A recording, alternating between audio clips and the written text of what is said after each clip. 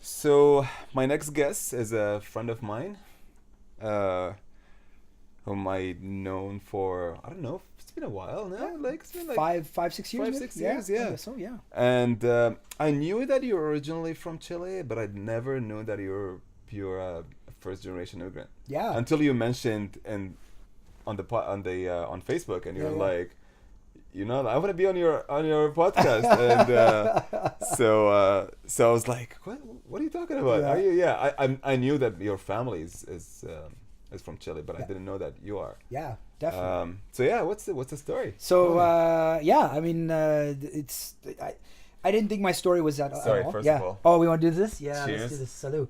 Yeah, Hey. thanks for coming. Oh, thank you for having me. It's been delicious, by the way. It's been a hype. It's been a good point in my day. I was like, Awesome. Did everything around this, and I'm free and clear. The wife gave me the pass, so I'm good.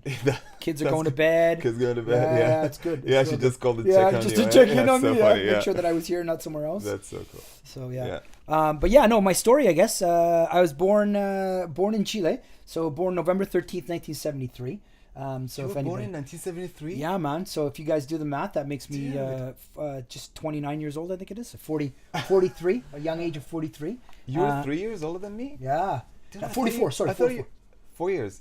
I thought you were younger than me. Yeah, no, I definitely act like I'm 19. Well, and, I act like I'm 26. but that's okay. At least you're mature. 26. Right? Yeah, my wife would say that I'm not a mature 19-year-old, so which is fun, which is more than accurate, I think, for what's going on. Yeah.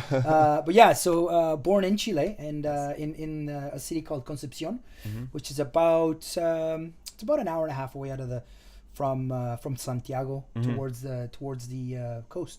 So Chile's very long and skinny. Chile's all coast. Yeah, it's all coast. So very humble. Like my family, mom and dad's side. My dad's side was from what I know, they were workers. Just like they just did no agriculture or anything like that, but just worked.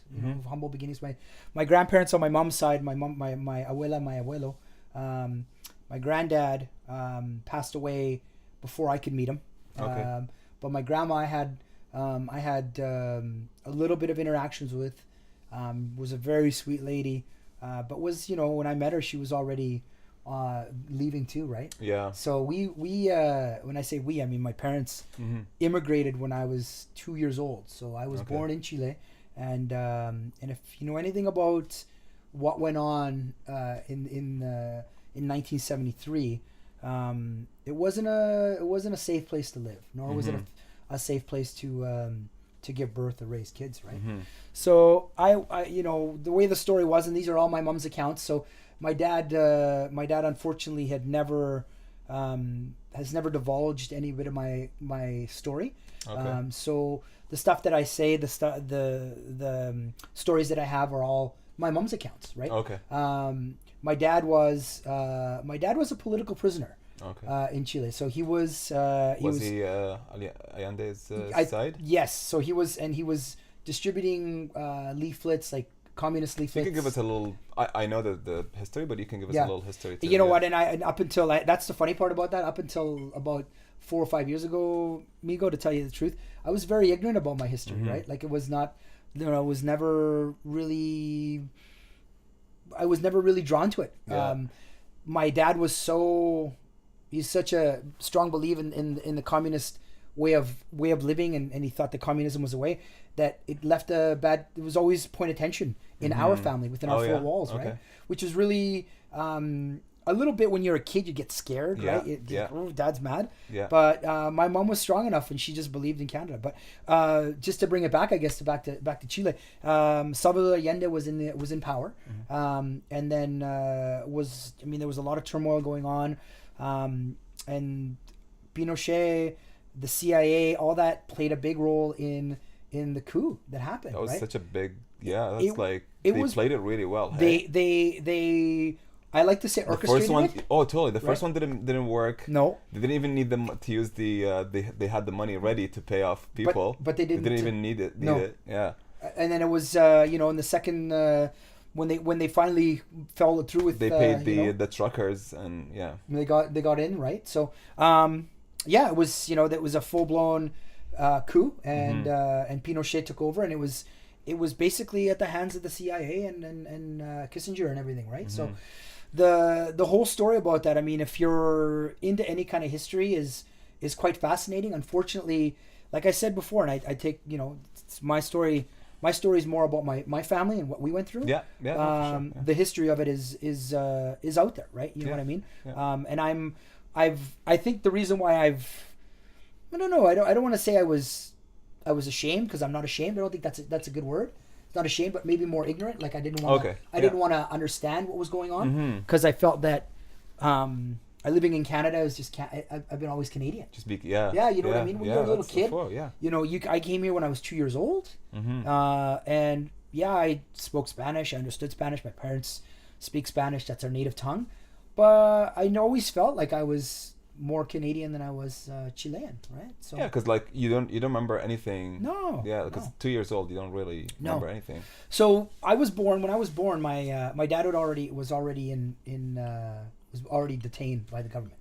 So he was. I don't want to say it was a concentration camp, but it was a detention.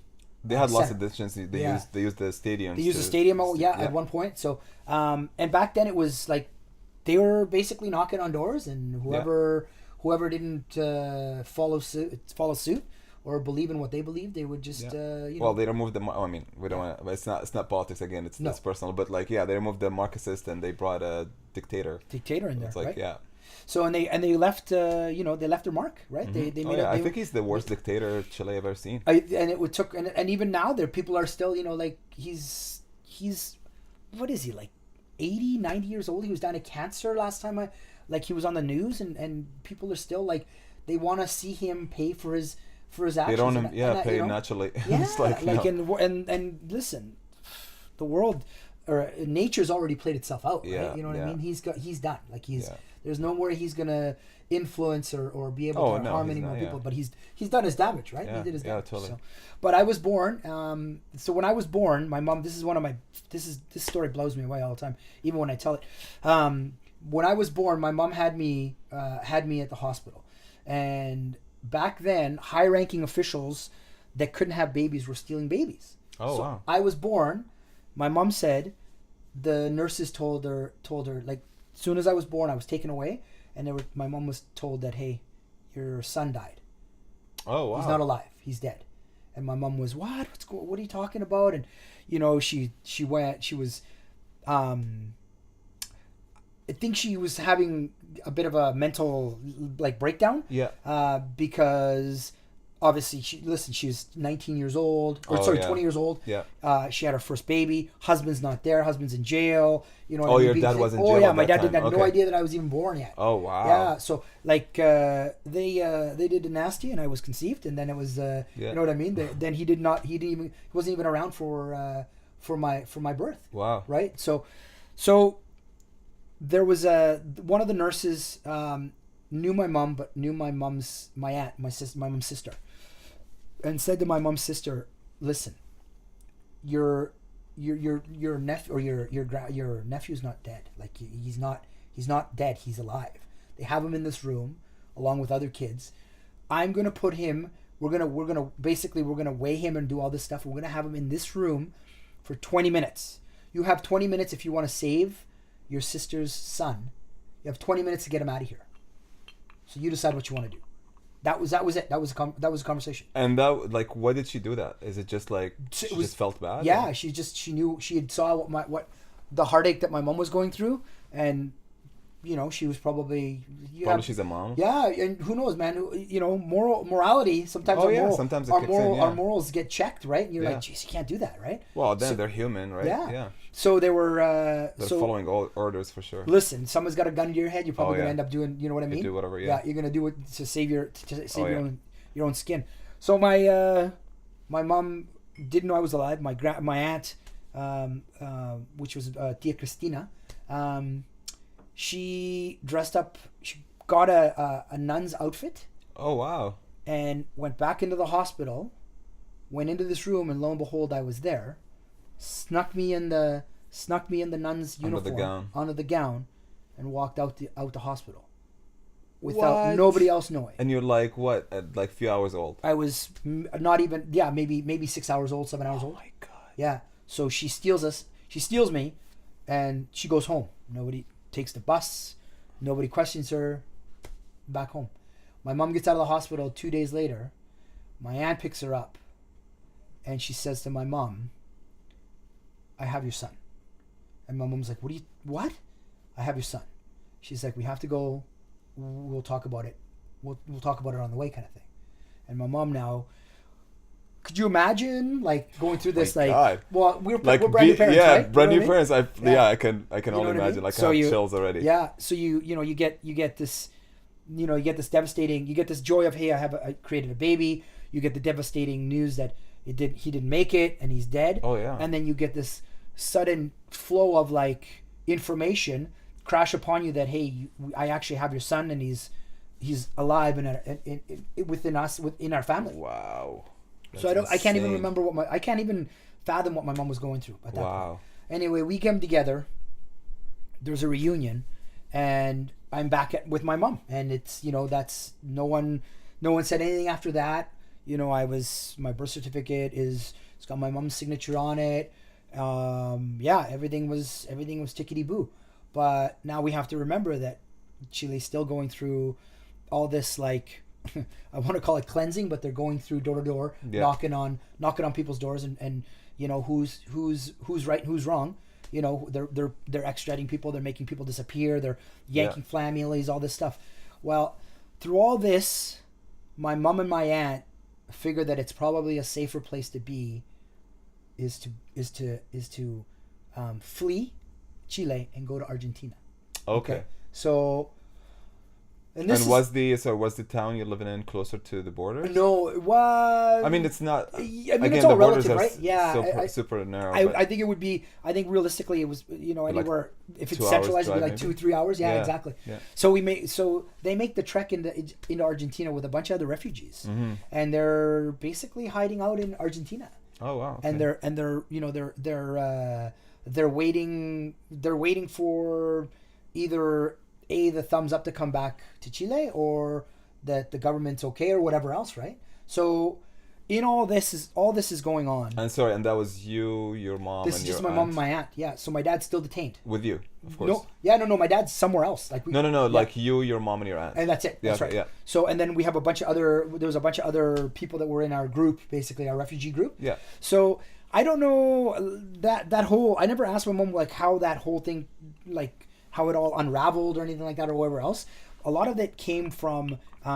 So when they were in Argentina, the president of Argentina, which I think was Bernard O'Higgins at the time, gave Pinochet the okay to bring his army in to extradite people back to Chile to either, stand trial or like extradite them back to because that's their country. You know what I mean? So there was a little bit of a handshake there. So there was a Chilean military that was in Argentina. So that's weird, yeah. it was extremely weird. So for the first year of my life, I think my mom basically just fled. It was like back and forth from Chile to Argentina, back and forth, right? And just trying to keep alive and finding out whether or not her husband, my dad, whether or not he was alive still or not. Yeah. And he was. And then there was a point where the Chilean army had run into the refugee group in Argentina and actually had surrounded them and was trying to get them out of a point A to point B, basically, right? Trying to get them back on, to get on a bus or whatever else. So this is where it gets kind of a little. This is where it gets a little bit. I guess for me, I didn't know any of this. My mom had told me this about 6 years ago, and I had no idea about this at all. She was in a group of where there was a couple of really high professors from universities and their families, and they were all together in a group. So more educated people. Exactly right. So military comes, they hold them at gunpoint, and for some reason the United Nations is doing a walkthrough of this facility, and they notice that all these people are being held at gunpoint. So The United Nations says to the... It just happened, just a coincidence? Just a coincidence. Wow. From what my mom says. They're saying to my mom, or they say to the military, my mom overhears this to the to the generals and the commanding officers, like, why are these people being held at, what's going on here? And they're like, oh, they're criminals, they're going back to Chile for to stand trial. Yeah. And he's like, well, what are you talking about? By grace of God, I don't know what it is, Meego. One of the professors happens to know one of the dignitaries of the United Nations. Whoa! Wow! What a coincidence. They talk, and he says, "What's going on? What are you in trouble for?" Just wanted we're to not happen. in trouble. We're not in trouble. He's like, we're refugees. We're trying to live. These guys are going to take us back to kill us. There's this big melee. So the United Nations says, okay, from this point forward, they put their foot down. These people are United Nations refugees. You cannot touch them. By order of the United Nations, we take over all these people. The military says, no, they're not. And there's a big squabble between commanding officers and these guys. And the United States said, no, they stay here. They're not leaving. My parents and this whole group get escorted to a hotel in Argentina. And in 6 hours, they've showered, they've changed our clothes, and they've put us on a plane with our families. Wow. To Canada. That's how fast it was. So they didn't even choose. Like they said you got to get out. They decided to go to Canada. You got to go somewhere. Okay. So there obviously was and I wish I knew more about it so I could sound a little more educated, but I just don't, right? Then it is what it is, I guess. I guess at this point they were populating Canada. They were populating the provinces, and because it was just it's the Great White North. Right? Yeah. But they were just versus the Americas, right? Versus the United States. Which I don't think they probably would have went to the United States given the whole CIA, Kissinger. They probably didn't want to populate those people back in the United States, so they had to find a neutral country. Yeah. And obviously Canada was that neutral country, yeah. right? So so they yanked my dad out of prison. They yank us out of Argentina. The United Nations did that? They yanked everybody. They yanked anybody that was in that group that had family that was still alive. They yanked them all out. Wow. Send them to Canada. I think this is the best story I've heard about the United Nations. Are you serious? Yeah. Well, I've never heard I don't know. That's why I'm doing this. Yeah. Of course. Yeah. I mean, that's maybe there's going to be a lot more. Yeah. That's probably there's a lot more. That's amazing, right? So they actually managed to take your dad out of prison. They get us all out of the country. We land in Canada. We land in Toronto, where they process us and everything else. And then they ask my mom. Did you meet your dad in Toronto? Or? So my dad, I finally meet my dad, in Argentina. They come in that 6 hour window, 6 or 7 hour window, whatever it was. There's a meeting obviously of my mom and my dad, and they say, listen, we're leaving our country. And you were 2-year-old at that time. I was 1.5 probably at that point. Yeah. Yeah. So yeah, I was just a baby, man. So how long did you stay in Argentina? So we stayed probably, I'd say, a year.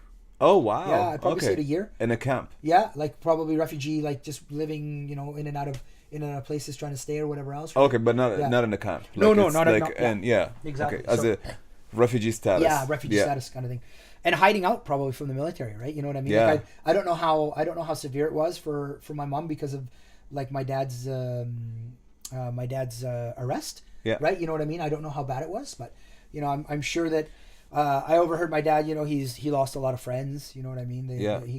He saw friends get killed, and his story would be fascinating if I could get to the point where I could listen to him without the political rhetoric that goes along with it. Unfortunately, right? Yeah. You know well, what I mean? yeah. And you know what? I'm sympathetic to that because that was his experience, right? Who's going to say that that's not exactly true? You can't blame him for it because that's his experience, right? Yeah. It would be it'd be hard for him to relive that, I think. Yeah. That's the other thing, right? I think it's at his age, he's 74, and I think for him to relive that would be probably there'd be a lot of trauma there still, even, right? Oh yeah, believe me, we lived the same with my dad, and Did you? exact same thing, and we see it every day. Yeah. He'll hear something or listen to some news or something, and he's it brings him back right away. Hey? Oh yeah, brings him back right away. So we'll. And he's the same age as your dad. Is that right? He's 76, I think. Yeah. Okay.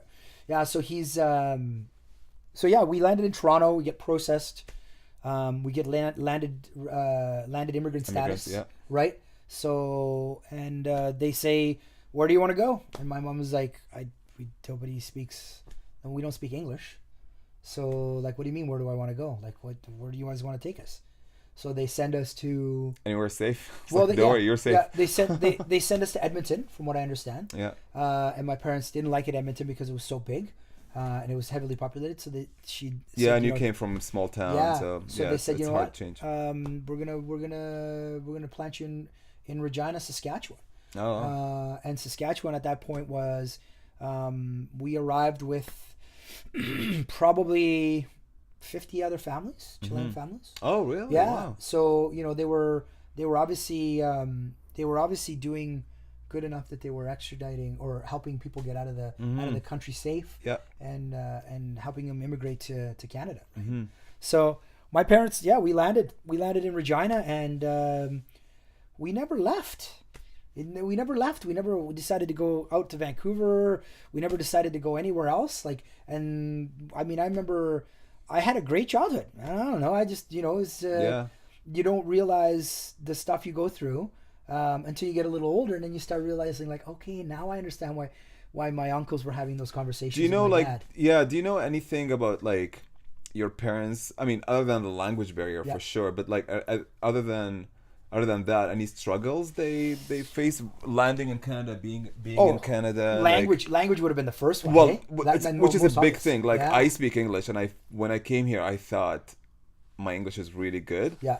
And for the first few years, I was like, not a few years, but like the first while, I'm like, I need subtitles. Yeah. It's like, I wish if anybody I'm talking to is like, they would have subtitles on. I mean, I still sound funny sometimes, but like, like it's a big thing. So I did speak English. I studied English, but so imagine, like, if someone come in here with no English whatsoever. So here, this would be, I always think about, like, the experiment. Like, let's take us and just drop us in the middle of China. Yeah. But we don't know anything about their culture. We don't know anything about what they do. That'll be nuts. How insane would that be? I don't even know. Yeah. Right? You'd sign language. Oh my God! And then how do you eat? How do you communicate? Yeah. You know what I mean? You just try to do the best you can with whatever you have, right? Yeah. The good thing with my mom, she was young, right? She was young, so it was easy to adapt. So it was easier for her to adapt than my dad. My dad was a lot more stubborn and ignorant. Unfortunately to say, he was really ignorant. How old was he? So they're 10 years apart, so he would have been like 32. In his 30s, yeah. Yeah, right? So, my mom... So he's already kind of, especially the 30s and the 70s, it's like 50s now. And think about... Set on your ways and, like, man, and you're like you're machismo. It's the macho race, right? You know what I mean? Like, totally. The man brings home the bacon, and you bring home, you come home, you kick your feet up, and the wife has got to have dinner. She better have the house clean. Like, all that stuff was, like, super prevalent. You know what I mean? And now... were you kidding me? Like, I'm Mr. Mom. I'm sure you're Mr. Mom, right? You know what I mean? Like, we're active in our kids upraising. My dad, my dad could care less, man. Yeah. My dad could care less. You know what I mean? Like, I really, like, he'd work, he'd come home, and if we had to do something, it'd be my mom and I that would go out and do stuff, right? Yeah. So super old school. Yeah, really old school. So my mom actually got her first job was with Woolco. You know, I don't know if you guys remember Woolco or not. I don't know it. It's like, so it was like Zellers or like it was a department store. Oh yeah. But Woolco was a major department store in the 70s, and in Saskatchewan they had a cafeteria. My mom worked in the cafeteria. Oh, okay. She learned how to speak English from her coworkers in the cafeteria. Oh wow. And they helped her learn English. And that's how she made a living. Did you stay in touch with the other Chilean families? Because it's your commonality, right? Well, you know what I mean? Same old. So, I mean, just like any, I always think Europeans, Latinos, anybody that isn't Canadian, and I hate to say this because I feel like our family is Canadian, but good families have dinners. Yes. Right? Yes. Good families have dinners. Yes. Well-off families have dinners. Yeah. Sundays, whenever, but they have dinners. Chilean families, immigrants, whatever it is, that dining together, the celebration of life, getting to know each other is common, no matter what it is. Yeah. You can be Chinese, you can be Filipino, you can be Chilean, whatever it is. It's there, right? And I think that's what we did. That's what I remember from my childhood. Like, it's funny because, like, I don't have a lot of Iraqi friends here, Right. or Arabs in general. Right. I don't know. Like maybe just my family and few guys. Right. I'd really hang out with them. But it's every now and then, like Jamie and I were walking and I hear someone speaking. I was like, oh, this guy's from Lebanon, or like this guy's from Egypt. It's like, okay. She's like, okay, whatever. I'm like, I get excited for some reason, right? Yeah. And she's like, and one day she's like, so imagine like me walking in Europe and be like, oh, this guy's from Canada. I'm like, believe me, you'll do that. You'll do that. If you 100% go, will. yeah, if you go somewhere and nobody speaks English, Yeah. you'll notice the first guy speaking English, or the first person. Yeah. When we went to Greece, she was like, oh, this guy has a Canadian accent. I'm Yeah. like, see, I told you, you'll notice it. So imagine me being out of my country my whole life. Oh, Like it's yeah. been 25 years, right? So when I hear an Iraqi accent, I'm like, whoa, that's an Iraqi accent. And I was like, How old were you when you got here? When you came to Canada? when I came to Canada, it Yeah. was just 8 years ago. 8 years ago. Yeah. Oh, okay. So you were an adult. You were a grown man, Yeah, I was like 32. dude. Yeah. So that would even be more for you because that's home. You know what I mean? Like that. The language is home. Yeah, totally. Right? Yeah. It's the only. Well, it's not the only language I knew, but No, it's but that's- it's my Yeah. yeah. That runs through your veins. Yeah. Yeah, that's crazy. See, for It me was it was hard different. not to think in Arabic and speak in English. Is that right? I eh? had to. Now I don't, but like I had to I had to get over that. That's when my English started getting kind of better. Right. And of course, after like getting married to a white Canadian Yeah.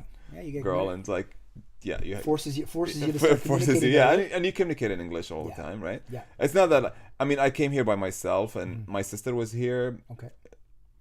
and like her and her husband, and she was the only person that was speaking Arabic Right. too. Okay. But like even them, they don't really speak full Arabic. Like I mean, they do, but like because they've been here for a while, their kids they only speak English. Right. Their kids, Right. so there was always like English and Arabic mixed kind of thing. Right. Yeah. So I think the only people that would speak full Arabic the whole time is my parents now here. Right. That's the and now I try, because when my wife be around us, I try to kind of mix it up Of course. so she can understand what we're talking about. So your little girl, you're gonna try to teach her Arabic? I am speaking to her in You Arabic are? now. Yeah. That's amazing. See, that's the one thing that because I'm not around a lot of Chilean or Spanish speaking people, Yeah. just because of who we hang out with. You know what I mean? It's you lose it, right? Yeah. And so I'm always drawn to. It's like you said, you know, you get it's just comforting, right? It is. It's comforting. It is. But I found like I said, I feel more Canadian than I do Chilean. Yeah. Right, because I've lived here for now, 42 years of my life. Yeah. You know what I mean? And it's just a part of me, right? All of it. Like I feel more like, it's funny because I tell people, where you from? I'm from Saskatchewan. Like I'm a prairie boy. That's why I didn't even know. I was Yeah. like, "What are you talking Yeah, about?" man. Like I'm a prairie boy. I'm a prairie Yeah. boy more than I am a Chilean, right? Yeah. And then people say well, Pancho's not a Canadian name, and I'm Yeah. like, yeah, I get it. I know what mean? there's a story after that. like, Yeah, behind I'll that tell my name. story about my Yeah, name too, because so it's- I'm sure it'll be interesting. But Oh, yeah. The name Pancho is got a story in itself, because it's kind of weird. I was born Ivan Patricio Fonseca. Okay. Okay, there's not a Pancho in there. No. Pancho in there. There's nothing. There's not even a, There's yeah. not- It's like you can't even. Anyway, yeah. that's like a If you spell it, I'd My try name's to. Duke. Yeah. My name is Duke Fonseca. No, it doesn't work that way, right? Yeah. So my grandma, because my name was Ivan was my name, used to call me Vanchito. Okay. Vanchito. Oh, okay. right? Vanchito as like little Yeah, Ivan. little Ivan. Yeah. Vanchito. Hey, Vanchito. Venga pa acá, Vanchito. Venga pa acá. Come here. So, but I always thought they were saying Panchito. Panchito. Okay. Right? And that was just me, like, not paying attention or what else. So my dad, when we got here, when we got to Canada, his name, I'm Ivan Jr., he's Ivan Sr. basically, Okay. right? So his name is Ivan Fonseca. Senior, the first, I guess. I don't know, whatever we call him. How do you spell Spanish? How do you say? Do you have senior, junior? in No, Spanish I as don't think we do. We call him El Rey. No, the king. That's the king. I'm just kidding. I don't know. He's like, I don't know. Sure. No, he's. We don't do first or second or anything like that. Right? Okay, We're juniors. Yeah. So I was Ivan junior. and Ivan, Yeah. yeah. So they started calling him Pancho. And I thought that's what they were calling me, but it was Vancho. They were calling him. Oh, and I thought it was Pancho. And you said Pancho, yeah, because you're a little So kid. so my mom, when we went, here's a funny story. We didn't go back to Chile until I was 17 years old. So I was a senior in high school. Okay. I had no. That was gonna be my next question. Yeah. I had no recollection. I had no kind of like physical connection to any of my cousins, my aunts, my uncles. No one. Why would you? They knew who I was. Yeah. And okay, so this is pre-internet. Meego, Yeah, right? Pre-internet. exactly, yeah. So how you get... You're talking 80s, right? Polaroids. Letters. And letters. Letters, Meego. yeah. You know what else we used to do? We used to tape record messages. Yeah. And so you tape record messages on like with little songs in the middle. Yeah. Oh, I used love to do it. that with my cousins. Is that right? Oh, here's to that. Like, those are the good days, right? Awesome, man, yeah. Man, I used to sing to my cousins. Used to sing songs in English. But it was like, it's crazy. So so they knew who I was and they knew what I looked like, but they really didn't know who I was, right? That whole your personality, who you are, what you're into. It's different. It's different, right? Yeah. When you're not there. So we land in Chile when I was 17 years old, my senior year of high school, and we go there for 3 months. My mom's like, we wanted to do this for you guys. Oh, my sister was born. I guess I should mention that I have a sister. My sister's 5 years younger than I am. She was born in Canada, so she's Canadian. I can't interview her. She's not she's a lot better looking than I am, believe it or not. And she's a lot smarter than I am, but she's just she's a great woman. She speaks better Spanish than I do. Oh yeah. She understands the culture better than I do. Wow. Which is that's one of those things that's. I think because it's I don't know, maybe. Do you think that maybe her not being around that culture maybe made her want to understand it more? You know what I mean? Like I don't know. To understand, like I never even thought about it. Now that we're talking about it, I'm like, I never even thought about that. Yeah, maybe. I don't know. I think it depends on the person. I think some people kind of like,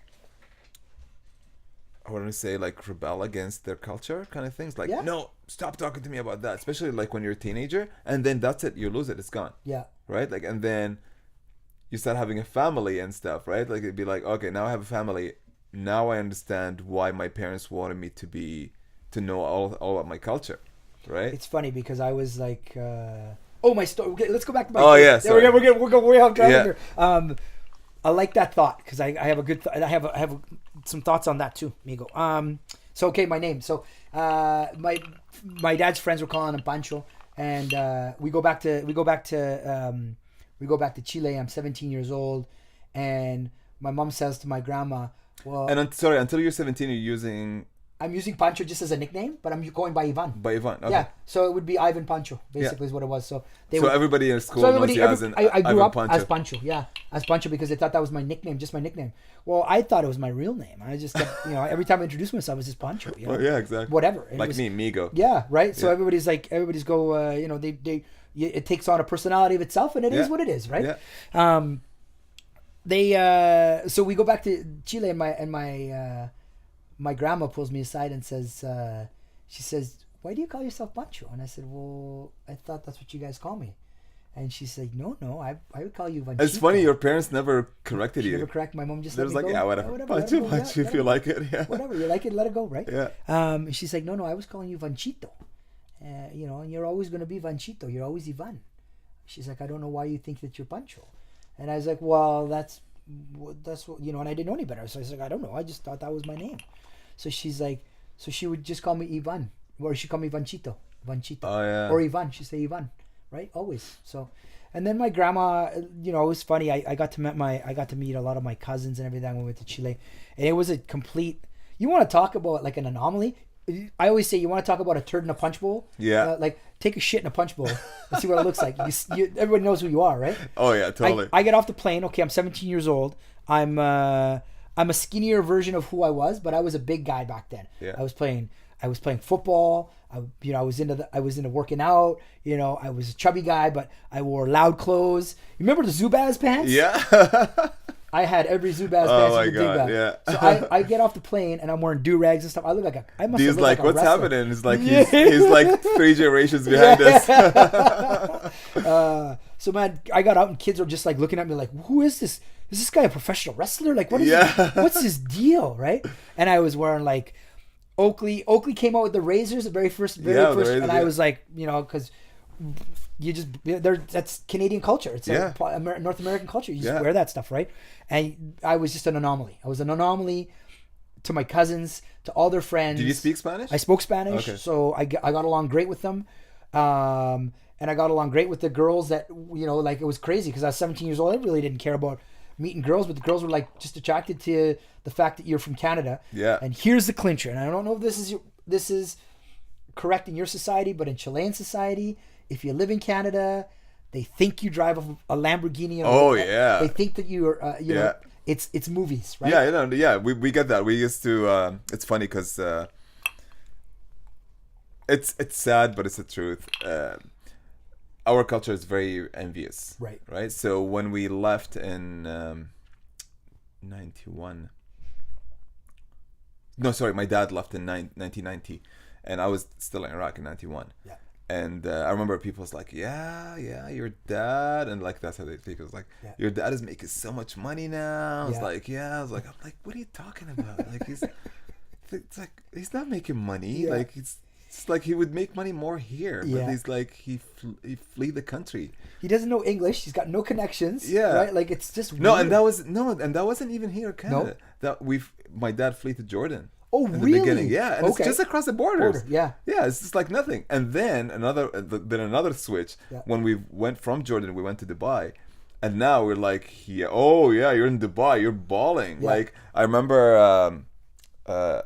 I went back. I was living in Dubai for a few years. I went back to Jordan to visit my friends and my cousins at that time, and everybody at the airport, like even the Jordanians, like at the airport, they were like, "Oh, you're from Dubai. You're making so much money." I'm like, "What are you talking about?" Like I know Dubai. Everybody's like Dubai, whatever. But it's like doesn't mean that I'm driving a Lamborghini. Are you a Saudi prince? Right? It's like you're making so much money. I'm like, no. And you hear stories like people's like, oh, is it true that when you land in Dubai they will actually give you money? I love it. No, that's an actual, like people actually believe that. Like you actually will land and they'll give you a bag of money. It's like that's not true then. No, it's not. Sorry, I'm gonna have to cancel my tickets right now. Cancel your ticket to Dubai. Sorry to Sorry, go ahead about your visit to Chile. Yeah. So that's great. Well, that's our culture too. We're very obvious about that. So I got there and there was a lot of this. Like, where's our help? Where's their help? Right? Like, you guys are from Canada. You got all this rich stuff. Yeah. You know, you got third world countries. You got nice clothes, everything. You know what I mean? Like, you got all your teeth. You got good hair, you know what I mean? You're healthy, you know, you're obviously well fed, you know what I mean? And so they're like, okay, where's our portion? So my parents, my mom especially, mom and dad, would give portions back to them, right? Like would stroke checks back to them to but their they parents worked, and stuff they like worked that, right? like they weren't like no, dude. They didn't have like first class jobs, right? Oh man, they were working hard, right? Yeah, they're like immigrant parents, man. You what did they do? My mom again started with Wilco. My dad was employed with a company called Ralph McKay. Mm-hmm. Ralph McKay was a farm engineering company, and they manufactured spades and spears for agriculture stuff. Okay. So my dad was actually getting paid quite well. Okay.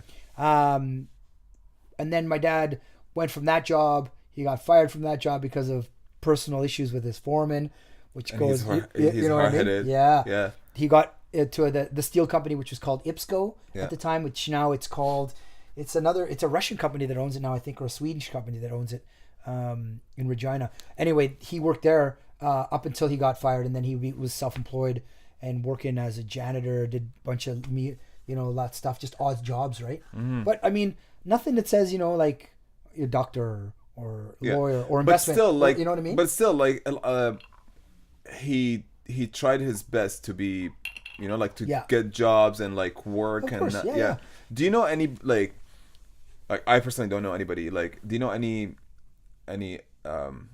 first generation immigrants that are like involved in a crime, or like, do you know anybody personal, not stories? No. That are like part of a, like that are like into, like, let's say Like, drug dealing or like and either stuff. that, like, or I don't know of any.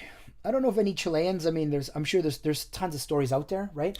Even my well, uncle, yeah, you hear stories, Yeah. but like yeah, I mean, like, do you know anybody like no, that? I not in my inner circle, not Because growing like up that's in- the thing I always tell people is like I personally don't know anybody. Yeah. Like I don't know personally anybody. Like I've heard stories. yeah, But it's just like, the thing is, like, when we come from whatever we used to live, we come here, or when immigrants come here, you try your best because to be, like, part of the culture, part of the, like, everything around you, right? yeah. You try to assimilate, right? Yeah, totally, right? And then the other thing is, like, you try to be you try to be successful because you've seen enough in your life back home, right? Yeah. And you'd be like, okay, this is an opportunity for me. I worked so hard to be here. I'm not gonna be a fuck up, Yeah. right? Like, I'm gonna try to do my best. Yeah. So that's the thing. Like, I've never heard. I mean, I've heard. I've never met anybody. Maybe just because it's not the circle life. I Yeah. don't know. Like, someone that would be like I hear, like, people live off like help from the government or whatever. Yeah. But there are only few of them. Like again, like, the culture. You're coming from a third world country. You're not lazy. No. You're gonna work your ass out.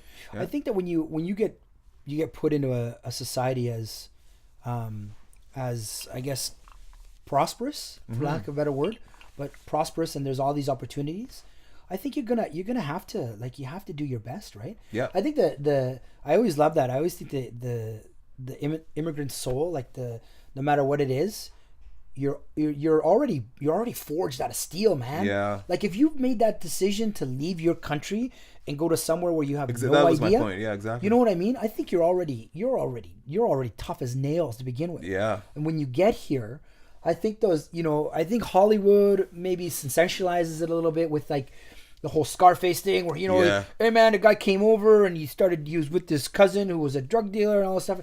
You know what? There's probably stories out there. There's probably lots of stories like that out there. But I've never, like, I don't know of anybody that would like to do that. You know what I mean? Like, nobody walks in and starts, selling cocaine or selling drugs or whatever else, and then start rolling around in a Maserati. Yeah.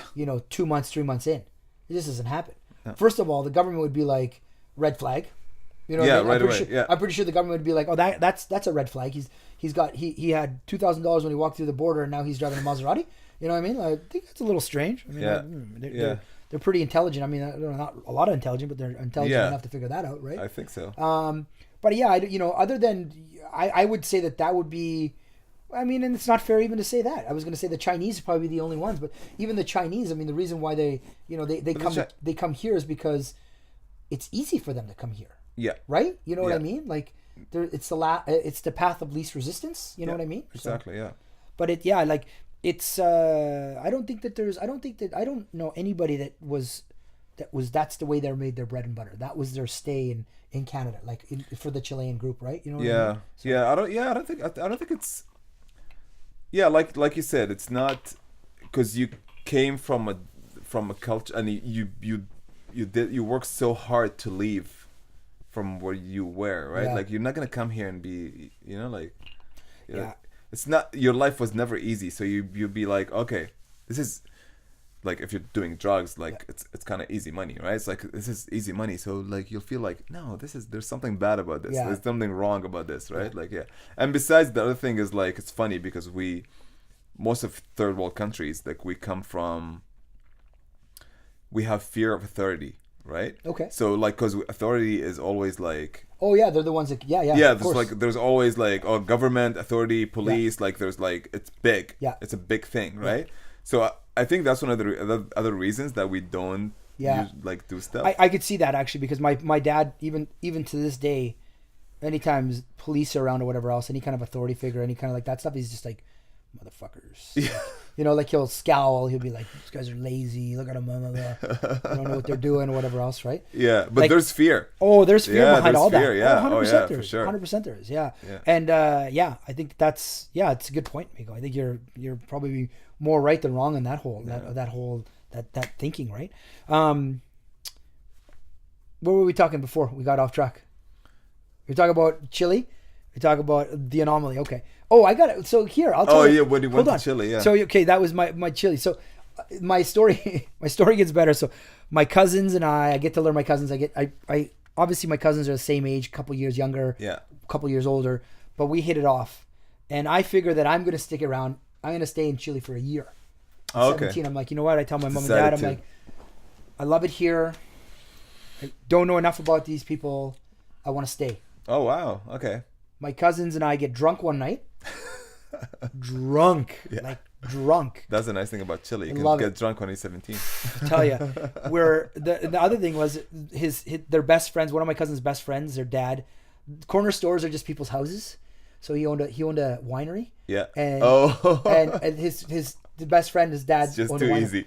We just sat in the backyard and drank all the cheap wine. It was the grossest grape tasting wine I've ever felt. I vomited so much it wasn't even funny. But they say, hey, Ivan, if you're gonna stay, you do realize that when you turn 18 you have to do your military service. Oh, now, here's it's mandatory. Mandatory military service. Wow, yeah. I was still holding a Chilean passport. Up until I was like 20. Holy man, 22. I wasn't a Canadian citizen. I was just a landed immigrant. I still had my. I still had my Chilean. Oh, wait a second. So you flew back to Chile with your Chilean passport? Which was that was the biggest thing because my parents were like, we may not be allowed out. That's because I was they knew that when like all the papers were like they left in he was born in 73, they left in 75, blah blah blah, all this stuff. It was all that. It was like a big red flag, and still at that point, even back then, that was 90, 89, 90. Mm-hmm. It was still like it was, they were still working stuff out. Yeah, it wasn't like it is now. Like now, it's total different. It's a totally different game. Changed, right? Yeah, it's evolved, right? Yeah. So they went to when we went back, my parents were like, especially my dad. My dad was like very nervous. He was like, this could I don't blame him. Yeah, this could go horribly wrong, and I may not be able to leave, right? But it was, we came and we left. But yeah, for me it was like, you turn 18 and you're doing 3 years See you later, of military guys. service. Yeah, and he's like, there's nothing you can do about it because you have a Chilean passport, and they will detain you at the airport before you leave. And I was like, well, fuck that shit. I'm out. Oh yeah, that was a pretty easy thing for me to say. Yeah. So go back and play football and be with my friends in a safe place. And be Canadian. Or and stay the first here. thing you do, get a Canadian or passport. stay here and be the chubby Canadian guy that's got a Chilean passport. He's gonna get his ass kicked by some drill sergeant. Hell no. No, I'm done. It was easy. We got out of there. Wow. Yeah. So did you need I don't know, like back in Iraq, when we leave the country, you have to get a kind of like an exit visa to leave Iraq. At that time, for us, we had to come here to get the Chilean consulate to sign off on us that we were okay, and they wrote a letter to come back. Yeah. And then the Canadian, before you go there, so before we go there, I believe the Chilean consulate says, these guys are landed immigrants of Canada. Control, stamp it, and then when you get there, the Canadian consulate helps you get back, right? They just say, they're. And when did you get your Canadian citizenship? Like I was like 22. Oh wow! Yeah, man. Like seriously, it was like you just like all of a sudden be like, I want to be Canadian. It was one of these things where I felt like I wanted to keep my Chilean heritage, and it was a way for me to feel like I was still Chileno. Yeah. And then I got older, and I was like, you know what? It really doesn't mean anything to me. It doesn't mean anything. It's not about the passport. No, and my mom had to become a Canadian citizen first, and she said, you know what? It would, if you guys want to travel, it's going to be a lot easier for you. Yeah. There's going to be a lot less stress. You're not losing anything. And you'll have like maybe 100 more countries that you can go to. And my sister was already a Canadian because she was born in Canada. Yeah. So she was already Canadian. So my mom was like, I have to do it for her. So you should do it anyway. So I got my official Canadian citizenship. Yeah. And I gave my Chilean passport.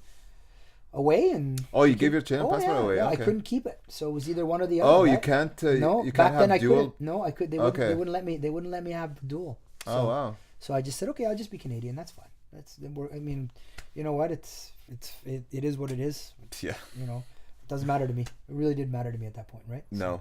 Why would it yeah. matter? Yeah. So they were. Yeah. So I just gave it up. That was it. But I was going to tell you the story. Here's an immigrant story. Here's a pure immigrant story. Yeah. This is from my parents' account, and I'm gonna look at my phone. So I apologize at this because this is what I was texting my mom about. Oh yeah. That's all right. Yeah. So we're living in Regina. We're living in a I guess it would be like a apartment complex. Yeah.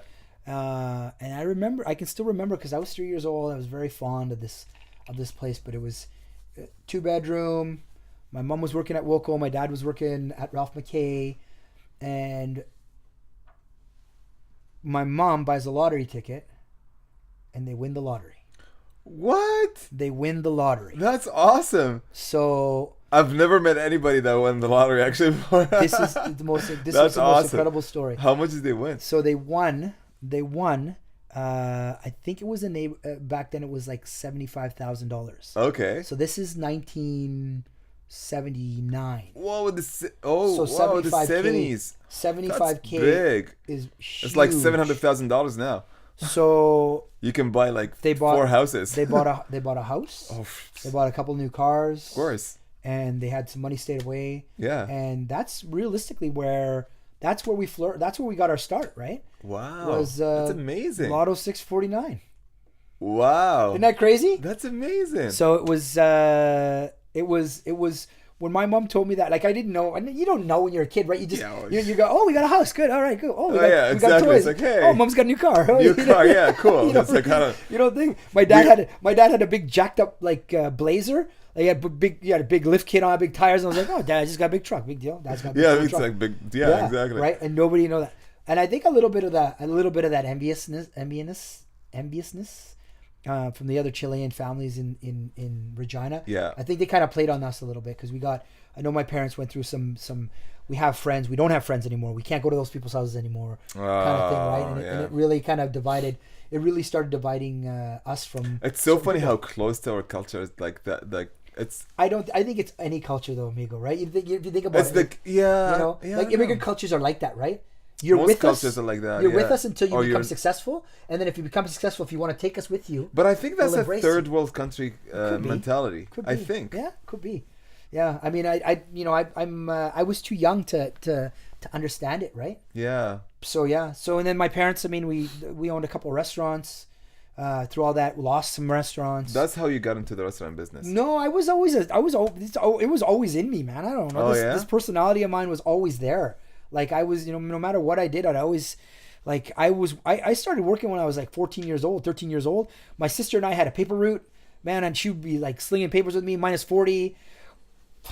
Dude, -40 or vagina. yeah, of like course, putting vagina, papers, yeah. you know what I mean? Like it's crazy, in and out of snow.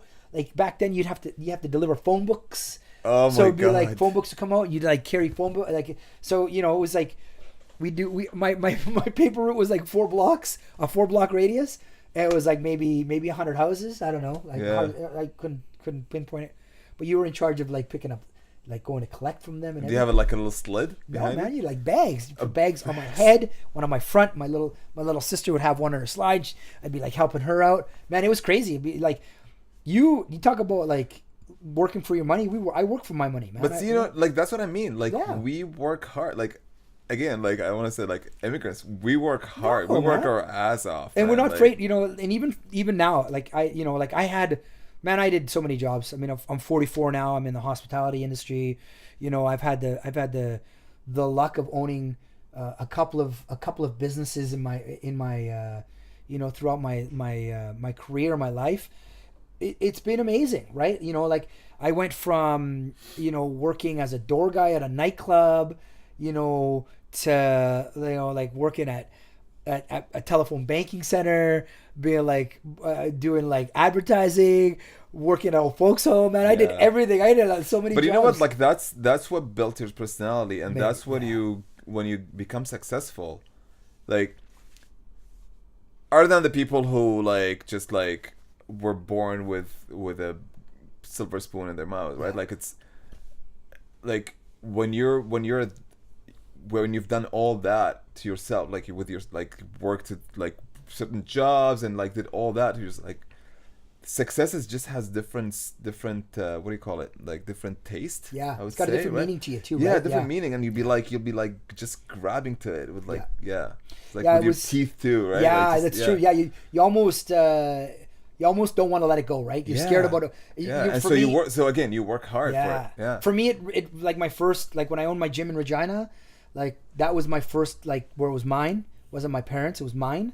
Like I helped set it up. I opened it up. I did it with a couple other partners, but it was mine. That was my dream, and Was it it a came boxing true. gym? No, it was a full like workout facility. Okay. It was like 15,000 square feet, man. It was, Oh, it was wow. huge. Like it was Amazing. huge. How old were you? 26, Okay. 27, yeah. And it cost us probably $200,000 to get it off the ground. My Wow. partners and I had a couple of Greek restaurateur partners that were like injecting cash because they knew what it was about, and They know how to cook. and they said, listen, we want to own a gym, we want to own it with you, but we don't want to deal anything with the day to day. It's yours. Yeah. We just want to be partners, and that's it. And I was like, okay, perfect. And it was I had a lot of fun, but it taught a lot. It taught me a lot about who I was. Mm-hmm. It taught me a lot about it really, I don't know, it made me. Now I look back at it and I said, man, those days are so good, because it was a lot of fun. Yeah. For me back then, it was a lot of fun. It was a lot of growing, and we talk about hard working, man. I am not afraid to work. I am not afraid to work even now. Like somebody wants me to pull overtime, and it's like I'll just do it. You don't even have to ask me, right? They don't even have to ask me, and I'm already saying yes. Yeah, you're saying right? You know what I mean? Yeah, the yes is already It's just understood. Like I don't care. Like Yeah. people get like I see. I don't want to use the millennials, but I'm going to use them because it's catchy. But millennials, they got this whole like almost a sense of entitlement that we don't have. Yeah. That we don't get to have. No, we don't. Yeah. Right? You know what I mean? Yeah. It's not a part of.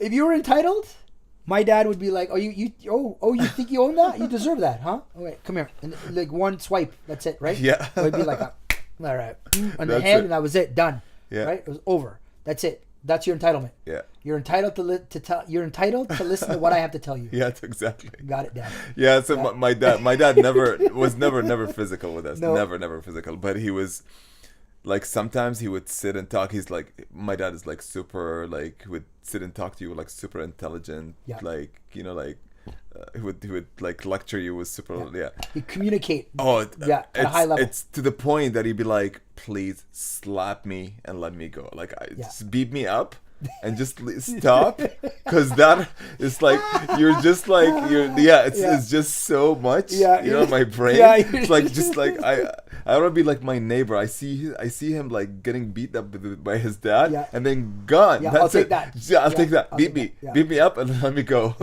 Give me the strap and go. Yeah, it's like that's it. Yeah. So how did you decide to come to Vancouver? Well, my I owe a lot of that to Haley, my wife. Oh yeah.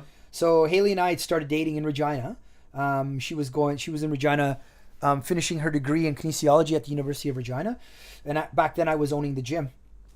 Where's Haley from? Originally? Haley's originally from Vancouver. Oh, okay. So born and raised in West Vancouver. Oh, okay. And she was in Regina, and her best friend was one of my counter attendants at the gym. Oh, okay. And so this young slick hottie in Lululemon used to come through my doors. Tell me about it. I'm telling you. I married one. Yeah, man, and used to come through my doors. Those Vancouverites. Yeah, I know. every day, and like work out for free. And one day I was just like, you know what, this shit's got to stop, because I don't know who this chick is, but I'm sure she doesn't pay for anything. Yeah. No drop-ins, and that's my money.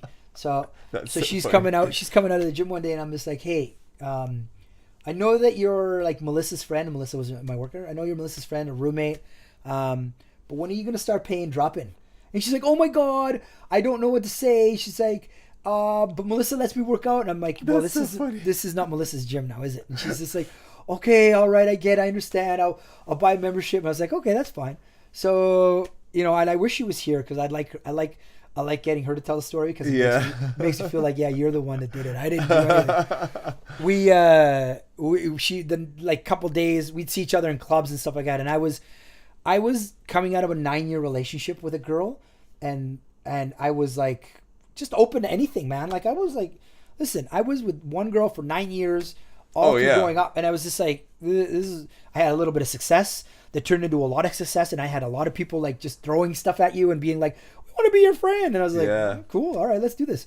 But so we'd see each other at clubs, and one night I saw her at a nightclub, and she was drunk, and of course this is her account, which is a lie, but her account was she drank vodka straight. She was drinking vodka straight with her girls. Oh my god! And she finished a Mickey or whatever else, or 26, I don't know what it was, which I believe because my wife was just a gamer. She can drink. She can drink. Oh, she can drink.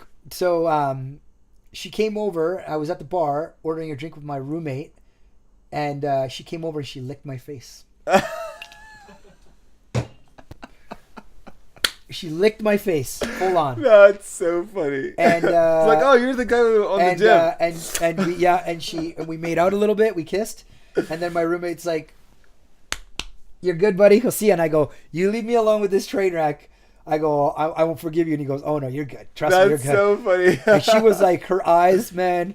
She looked like she had Down syndromes and drunk at the same time. she couldn't see, man. I'm telling you the truth. It was crazy. It was crazy. So funny. And I'm sorry about the Down syndrome stuff, by the way. That's politically incorrect. But she was not. She was not on this planet. She was somewhere else.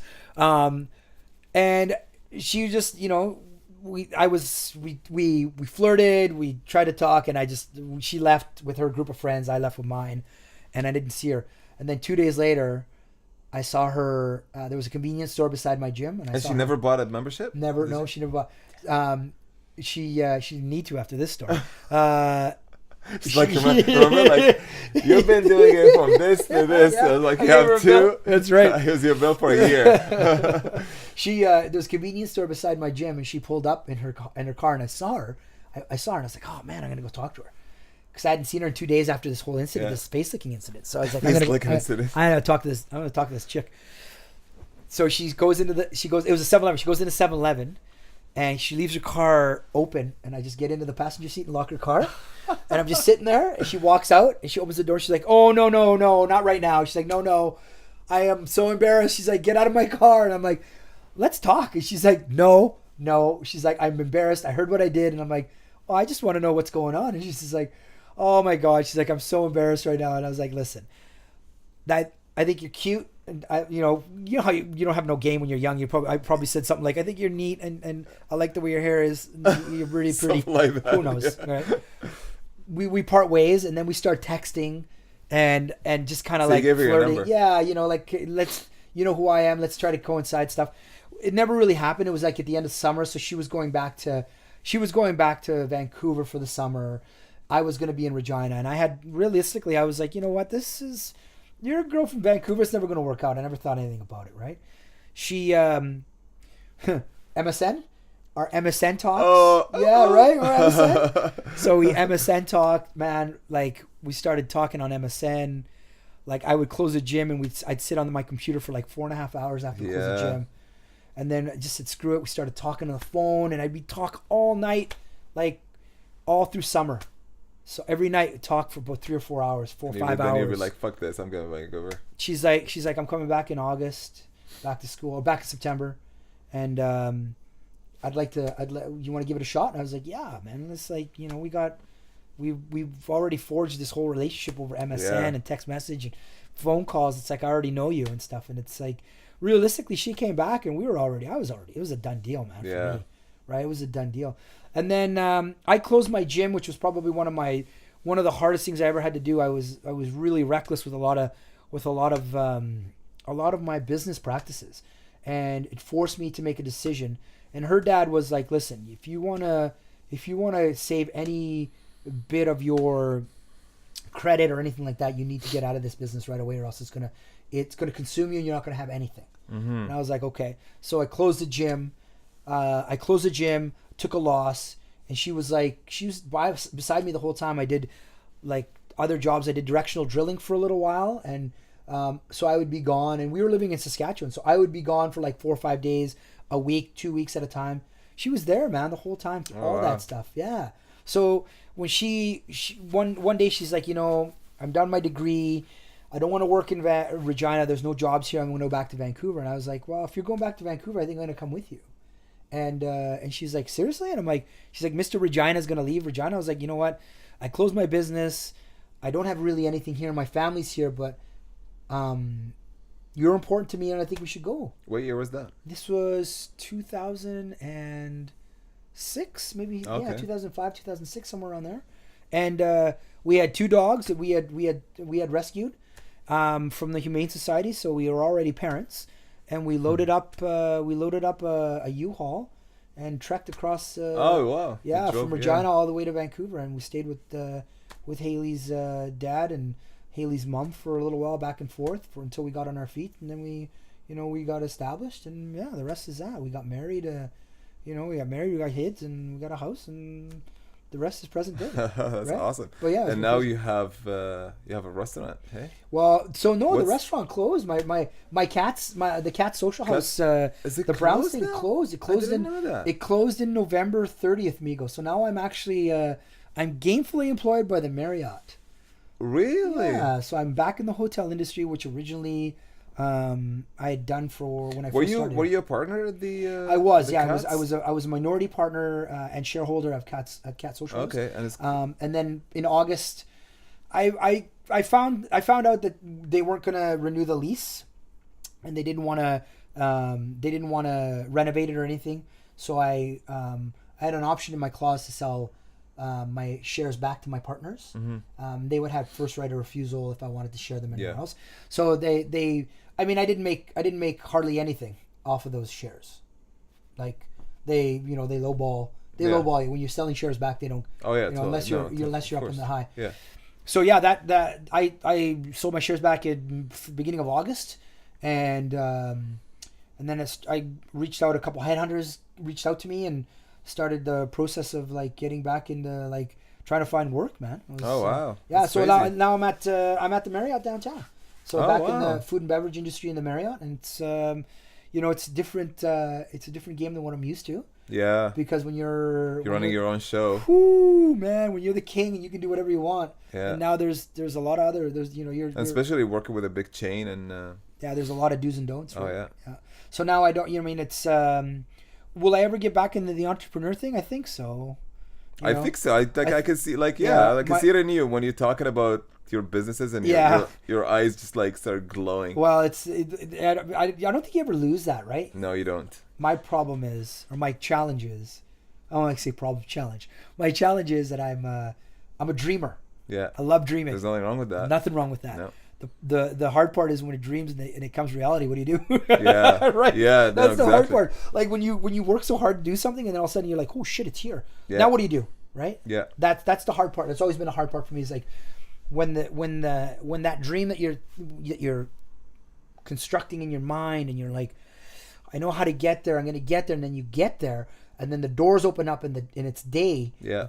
It's day one, and you're like, holy fuck, what do I do now? Like, how do I start building? Right. Yeah. How do I make this machine work? Right. Yeah. So that's always been my challenge. But you know what? Again, it's not outside of my realm. I've always, even Haley would be like, yeah, fuck, you're crazy. You don't want to do that. I know you don't want to do that. I'm like, yeah, I don't want to do that.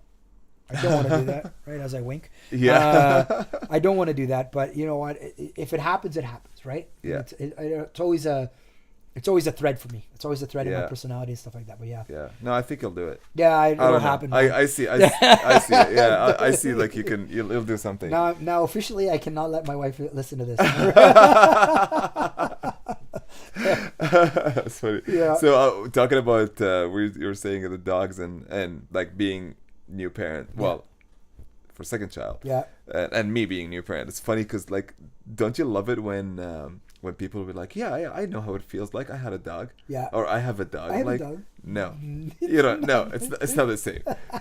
It's not the same having a child is Yeah. not like having a dog. Yeah, I wish if my kid would do that. Yeah, right? Like, just lay down there. And listen to you like that. It would be Right? so much easier. That's I it. agree. And just like put the food in the bowl, Yeah. go eat it, see you later. Done. That's it. Yeah. I don't have to be with you all the time. Hey, shithead, do you realize that if we don't feed this little thing, it dies? Yeah, It right. dies. And we It need to doesn't- change them. And then they grow. They don't like this Oh. guy just stays like this. That's Yeah. it. It's done. Right? And he knows he's a creature of his own habits, right? Yeah, that's it's it. like routine. Yeah. Gets up, licks himself. And you know, like You know, they it's- say it's like, yeah, they're hard when they're puppies because you have to take them out. It's like, yeah, okay, but how long? For how long? Yeah. For like 2 months? Until you and train then them? like, yeah, 4 months maybe. Like, Yeah. 4 months puppy if they're house trained. It's insane. Kids keeps shitting in their diapers for like what, 4 years, 3 years? 3 years, yeah. 3 years. Well, yeah. Like we Yeah. just started potty training my little girl. Like Mila just 3 like years. just started training potty, and she's just like, man. Even today, this morning, this afternoon before I came here, I was taking our Christmas lights off our house. Yeah. And she was like, she's helping me outside, and outside she's like, uh-oh. I'm like, what? What do you? Uh-oh. She's like, I pee. I'm like, hi. Well, what? if you know. Like, we've already gone through this. You know that you gotta go. You know you gotta go. You And just that, say, "I'm gonna go." Yeah. And she's like, no, Daddy, I pee. I'm like, all right. Let's. It's funny how human, like,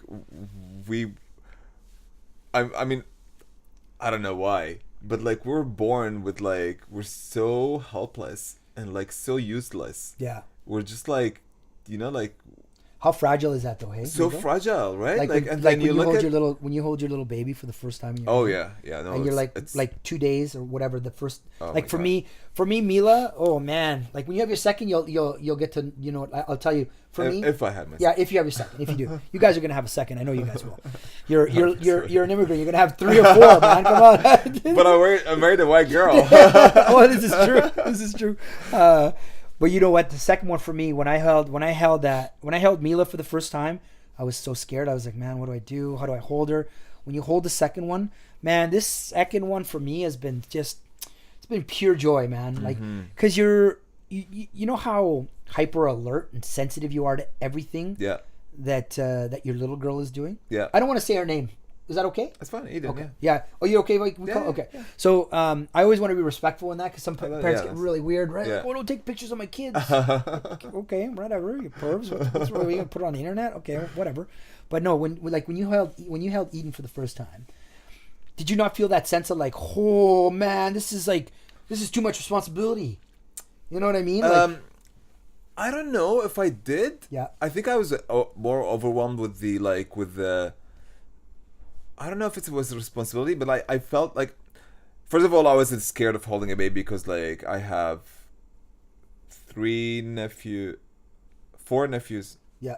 4 nephews and 2 nieces. Okay. So you're around kids. around kids, and so that's first. Like, so holding a baby wasn't a like Ian today at the gym, and he was like, Eden was sitting on my lap, and he's like, I've never held a baby before. I'm like, what are you talking about? There you go. Yeah. And you know, like when you're a parent, you'd be like, oh, whatever. Yeah. It's Take like, it. Yeah. take her. And he's Try- like, oh, I'm Yeah. like, don't worry, she's solid. She's 8 months, Yeah. right? Like Yeah. she's solid. She's like sitting there, just solid, Yeah. laughing at him, like smiling at him. I never had that. It's like, oh, I've never had a baby. But responsibility, yes. I don't know. It didn't hit me maybe fast. Yeah. It hit me later. Yeah. And it hit me before as well. Oh, okay. Yeah, like that before makes I'm like, sense. oh shit, it's happening. Yeah. Like what up? But the love I felt for her. Oh man. Like when I held her in my hand, like when I saw her, actually they put her on Jamie's chest, and I'm like looking at them both. I'm like, holy shit. That just happened. Yeah. It's Yeah. like I've never felt anything like this before. Yeah. Like this is like a very, very unique. I know it's love, but it's very, very different feeling. Like I've never felt like this before. Yeah, dude. You know that's Meego. You're right. I mean, you know, you can say like when I remember the first time. I remember the first time like, you know, you kiss your girlfriend. Yeah. The first time you get laid. Yeah. You know what I mean? Like Yeah, first time yeah, you're yeah. like yeah. But all that stuff, you know what I mean? Like that's, and then you start thinking, well, that must be love, right? That sense of lust. It's lust.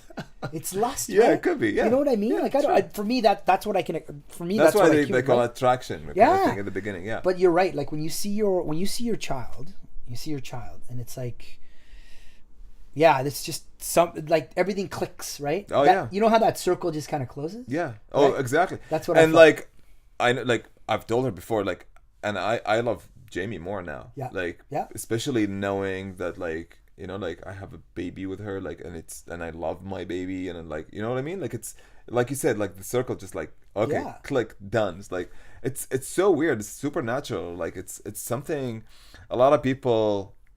I mean, I've always wanted babies. I've always wanted kids, but like Jamie never wanted kids. Oh, wow. But like now she's like, you have to see her with Eden. She's Yeah. like the super mom. Yeah. Like, and she loves her to bits. So a lot of people were like, oh, I'm surprised how you're with, because Jamie doesn't really like kids. Yeah. Or didn't before. It's not that she's like, oh, kids, whatever, I don't want to deal with them, but it's just like, she's just like, yeah, whatever kind of thing, right? Yeah. But now, like, she's a mom, so, right? Yeah. Like, so everything changes, right? So Of course. you look at, like, a lot of people's like, oh, I'm kind of surprised with how you are. Like, a lot of people were surprised by Jamie. Yeah. But for some reason, I wasn't. Yeah. Like, I wasn't surprised. Like, I don't know, because maybe I knew her better. Well, of course. But yeah. it definitely made me love her more. That's crazy. Like, having a baby with her. Yeah. You know? Like, yeah. So, I mean, I knew Jamie before I met you, Meego. Like, I knew Jamie through the gym before I met you. Did you? I think so. I think I met Jamie before I met you. Like, I mean, I started at Richie's, and oh no, I'm lying. No. I knew you before I met Jamie, but I saw your guys' relationship kind of like just start blossoming from you know what I mean, when you guys first started dating. Yeah. So were you guys like when you got married? Did you have that conversation beforehand, being like, we're gonna have kids? Like, are we gonna create a family, or was it something like did it just happen? You know what I mean? Like, did you guys have that one rock star night where you're just like, well, now we're having a baby? No, it's super planned. Or was it? Yeah, okay. Oh yeah. No, we're planners. Yeah, okay. We're not like You're not just reckless. I mean, I'm spontaneous. Yeah. But Jamie is really very like. calculated. But when it comes to life, no, Yeah. I'm not that spontaneous. Got But it. when it comes to but no, everything was like 100% planned. Got it. Yeah, it happens faster than we expected. Of course it does. Yeah. Yeah. But that's, we always tell people, it's like, we had a few friends and they were like, oh, it's like it's been like 6 months, 7 months, like when we're doing everything right. It's like, the problem is we are not relaxed. Yeah. Just relax and it's gonna happen. It's gonna happen, and it does. Yeah. Like, because you're just like, oh, whatever. Like, if it happened, if that doesn't, then whatever, right? It's just like your body just like kind of listen to you, right? Yeah, It's of like, course. oh yeah, they're relaxed. But if you're stressed, Yeah. like anything else, like you get sick if you're stressed. Of course. Right? If you're not stressed, you'll be more healthy. Actually, Yeah. like it's a big thing, right? It is. It totally is. I think you're right. I think your body tells you when it's time, right? You know, yeah. That's the other thing too. Totally, yeah. Are you gonna, obviously you're teaching Eden Arabic, correct? Yeah. Are you gonna introduce her into like any kind of cultural stuff, like for for So her? the good thing, we're getting a lot of help. Like, the good thing, I have my parents here. Okay. And I have my brother and my sister and her 2 kids and her husband. Yeah. The good thing is, like, my parents, they speak to her in Arabic all the time, and Okay. and I already told my dad, like, because my dad is a writer, so I told my dad, write me a few stories about our culture and like just make it, because you come here and be like, oh yeah, we have like the story of Christmas, the story of Yeah. whatever, Easter, the story of all these things. Yeah. I mean, I don't want it to be religious. I don't want it to come from a religion. Okay. Like, Jamie and I were both like neutral, so I want it to be more cultural, right? Like, I want her to be multicultural. I don't want her to be like, oh, all I know is like Christmas. I don't even know what Eid is. So Yeah. Eid is the we have the month of Ramadan, which is we fast in that month from sundown. Sunrise, sundown. Sunrise around sundown, yeah. And then after that, we have 3 days celebration of the month, Okay. right? So we call it Eid. And so I told my dad, I was like, write me a story about Eid. I don't want it to be religious. Yeah. If I mean, religion has to be there. Yeah, there's a thread in there It with is- that, right? Yeah, but I don't want it to be like, I want a story around. I don't know what my dad told me that he wrote the story and he wants to show it to me, but I haven't seen it yet. So I want her to be like, I definitely want her to understand the cultures, both cultures, because I traveled a lot, and I think I'm cultured. It's just because I lived in so many places. Yeah. So I like her to be cultured. I don't want her to be like, no, whatever, I'm Canadian. Right. You know, like there's nothing wrong with that, but I want her to be cultured. It's good, like, right? Like it's, what about, do you do that with your kids? I haven't actually, believe it or not. I haven't done that. I was, you know how you're talking about when your parents make you do stuff when you're younger, and when you get older, you're like, oh man, now I know why they made you do that. Yeah. We used to do Spanish school in Regina. Yeah. They used to do Chilean school every Saturday. Oh, Chilean, not Spanish. Yeah, Chilean school. Yeah, straight, like serious, just all Chilean professors and stuff, and teachers, right? Yeah. And I hated it. I hated it. And I used to go I hated it. Of course, you hate it. You know what? I can't remember. I can't remember anything bad about it, but I just know that I just didn't like it because it meant that I couldn't go play hockey.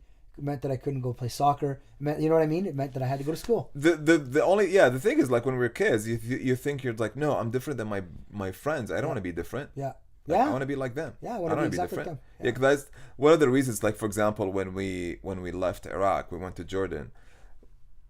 We have different accents, like Chile and Mexico, for example. They speak Spanish, but they're different accents, different dialect, right? Yeah. So the worst thing people used to tell me is like, I'm talking to them in my accent, right? Like, and it's Arabic, but like, just like, you can understand me. He's like, oh, why don't you speak Arabic?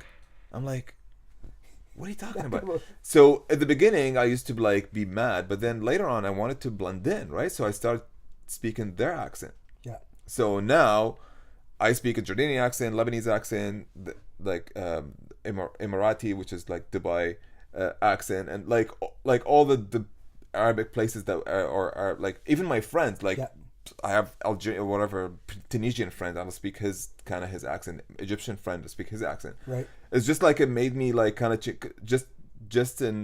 so I would blend in. Yeah.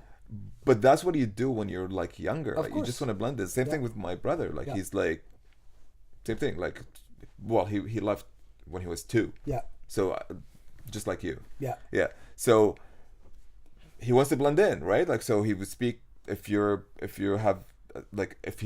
Mexicans and you're Chilean, he'll speak your accent. Just be like, I don't want to be judged, right? Yeah. And actually, that's like, going back to the accent thing, that's one of the things that I suffered here when I first moved in. Mm-hmm. It's like, I can speak English, I can communicate. My English wasn't terrible at all. Like I studied all my degrees with English, but the problem is with the way I construct sentences, or the way I say stuff, right? Like the way I say it, the accent too. So it used to be like, it really, like, I don't know how to say it, but it's like a punch in the face when someone's like, oh, where's your accent from? Like, damn it. Yeah. They can hear an accent in my head. It's like, I want to lose that accent. Yeah. But like later on, like, no, like, when you become more confident, like, it's just, that's another thing, like with immigrants, you just want to blend in. I don't want to be called an immigrant for some reason, right? Yeah. So it's that fear though, right? Like, you're gonna get, I think it's that fear of like you said, not fitting in, being the turd in the punch bowl. Yeah. Right. You know what I mean? Totally. Right. Like, everybody, that guy's different. Yeah. He's different. And this might be my ignorance too, Meego, but how do you, like, because you're Iraqi, right? Yeah. And the stigmatism behind that, like, you know what I mean? Because of all the, all the stuff that you see on the news and everything else that happens. Like, how, like, at your age and knowing what you know, because you're an educated guy. I mean, I would think so. Well, just by the way I you want talk. to believe so. Yeah. Just by the way you talk and the way your demeanor, the way you carry yourself, you're an educated guy. I can tell that. Thank you. But like, how's that gonna, like, how has that been for you? Like, how's that, like, because I didn't have that in Chile. It wasn't, you know what I mean? We weren't, we never had that. Like, I didn't have that in Canada. Like, when growing up, I never felt like, when you're black, for example, mm-hmm. when you're black or you're from Africa, you are distinctly different than the white kids that you're with, mm-hmm. and you're different. If you're Chinese, you're physically different than other people. Mm-hmm. Chilean people, they don't look any different. We might be a little shorter or whatever else, right? but you're white, right? Mhm. I mean, you know, they Yeah, can't. kind of like You can't tell. They can't tell. like you know what I mean? Jamie calls me almond. She's like you're brown on the outside and white on the inside. She's like you're not brown, because like I always say I'm brown, but just jokingly. course. She's like you're not brown. Yeah. And I mean we're not, but like yeah, she's like no, you're an almond. Yeah. It's like I was like mocha. I call myself mocha. yeah, I kind of like mocha. mocha, yeah, mocha. I don't know, like you're talking about like if I felt like racial. Yeah. Like, how do you feel? Like, how do you think you're gonna? Because listen, somewhere down the line, Eden's gonna find out the stuff that went on with the United States, Yeah. Iraq, right, and all that stuff is gonna be. She's gonna have questions, right? Yeah, oh yeah, for sure. Or maybe Now- she may even have questions for her grandparents. Yeah. right? Now here in Canada, I never felt it. To be honest, nice. I never felt any Animosity. or racial. anything like that? What do you call it? Like. Like racism. Yeah, and I never felt any racism. I want to say that like the only thing is like looking for a job was hard for me. Yeah. Especially when I first came here. Okay. I think I have a crazy ass resume. Like I have really good resume. Yeah. And I got the overqualified a lot. And I barely got any interviews. Wow. Yeah, it's just because I didn't have experience in Canada. Yeah. Right. So I don't know if that's racial or that's just like you don't have experience in Canada, Mm-hmm. right? But like directly, like nothing's. Yeah, I think with my ex-girlfriend, kind of like her parents were kind of weird. It's like, oh, like what is this guy from? Like, Yeah. where is he from? It's like you're just dating him. Do you think he's dating you just for the just to get his citizenship or Yeah. whatever? I'm like, no. Well, 'cause like, everybody- I'm Canadian. Yeah, because everybody, I think, would. I mean, I hope not, but I think everybody goes to the bad place where it's like you're an extremist. Yeah. You know what I mean? Yeah. Like, and that's the. I think that's the sad part. Is that, and not sad, but it's a fact, right? Yeah. Like, people are uneducated. They Oh, don't- yeah, they no, don't totally. They don't understand your culture, and what you don't understand, you always fear, no matter what, right? Oh, exactly. Yeah. So- So, again, I never felt anything here directly. I mean, nothing that I can recall. Yeah. Maybe because I mean, now with a beard I do, but Yeah. maybe because I don't really look like Arab, and a Yeah. lot of people's like, oh, Yeah. you're from Iraq? You don't even look Arab. I'm Well, like, how do Arabs look? I don't know. Yeah. Like, it's Yeah, like- well, I think people think that Arabs look like the sheiks that wear the white. yeah, white like cur- there's the a white little carbs, stereotype. right? Yeah. Yeah. I have been stereotyped before, for Right. sure. Like here, everywhere. Like, I think because I came like from Dubai, and Dubai, the system itself is racist. Mm-hmm. Like, even like I'm Arab living in Dubai. There's always a finger pointing at me, Right. just because you're not from the Emirates, Right. from the United Arab Emirates, Right. right? And they call us it's like expat. What do they call them? What do they call us? Like people from Yeah, Expats? Wafdeen. yeah, like people from outside, like No, they had a term. What was it? Like expat, right? I don't Expat. know. I don't know I don't know the English. Yeah, I don't know. They had a term which is Yeah. like, if you think about it, it's in Arabic, right? If you think about it, it's super racist. Yeah. But it's So what is it? How is it in Arabic? What do they call you guys? Wafdeen. It's like Wafdeen, okay. outsiders. Outsiders. Like outsiders. Okay, yeah. So it is So like racist. immigrants. Oh yeah, Outsiders, like immigrants. yeah, outsiders. Yeah. But like I lived there for 10 years. Yeah. It's not like I And lived that's your there. language, though. They speak the same language as you. Do they Yeah, not? I speak Arabic. Arabic. Yeah. Yeah. But like, So how can you consider that's weird, right? That's oh fine. yeah, no, it's like, so that's another thing. Like you never get a citizenship there Right. if you're not from there. Really? Yeah. You like that's not even wow. that's not even if your mom is from there. Yeah. You like they have like the odd people that got citizenship because of their moms, but it doesn't have it. Like your dad has to be from the United Arab Emirates. Yeah. crazy. So the system was racist. So I think coming from that like extreme kind of like being always feel like it's like I can open my own business. I have to have a local that owns minimum. They call them locals. Yeah. Like Aboriginals, they call them locals. So I have to have a UAE national or a local, let's talk local, to own like at least 52% of my business, and will have the power to. And we've heard so many horror stories of people like all of a sudden the business is doing well. It's like, you know what, you're out of here, done, you're done, and they kick you out of the country, not just like out of the business. No right? way. Yeah. Holy. And every 3 years you have to renew your residency, no permanent residency. So the whole system was like, even when you go like renew your driving license, Yeah. right, or pay your tickets, there is a locals line and there's the No. oh yeah, No way. oh yeah. So You got the outsiders and the oh locals. yeah, on the locals, oh yeah, for sure. Ah, that's crazy. And driving, same thing. Like if someone is wearing the local thing and people are like, whoa, I don't want to, you know, Mess like with them? yeah, Yeah. I don't want to mess with them. It's like, Yeah, go. go buddy, go, whatever, Yeah. right? Like yeah. And so yeah, so coming from that extreme to here, and I'm Yeah. like, everybody's friendly and like when I got my permanent residency and I got approved for, like, I came as a refugee. When I got approved, and the judge actually, she's like, welcome home, and I felt like goosebumps all my body. Yeah. It's like I've never heard this before Yeah. in my life. Nobody ever told me welcome home. Yeah. Like even back home. Yeah. Right? It's like nobody. It's like, oh, you're coming back from outside, right? Like it's like you're lucky bastard, kind of like you're Yeah. traveling kind of thing, right? Yeah. But so for me it was like more like, no, I'm welcomed here. Like so I didn't really feel any I didn't. No tension that way. No, I didn't feel any tension. And Vancouver is very multicultural. Oh too, man, right?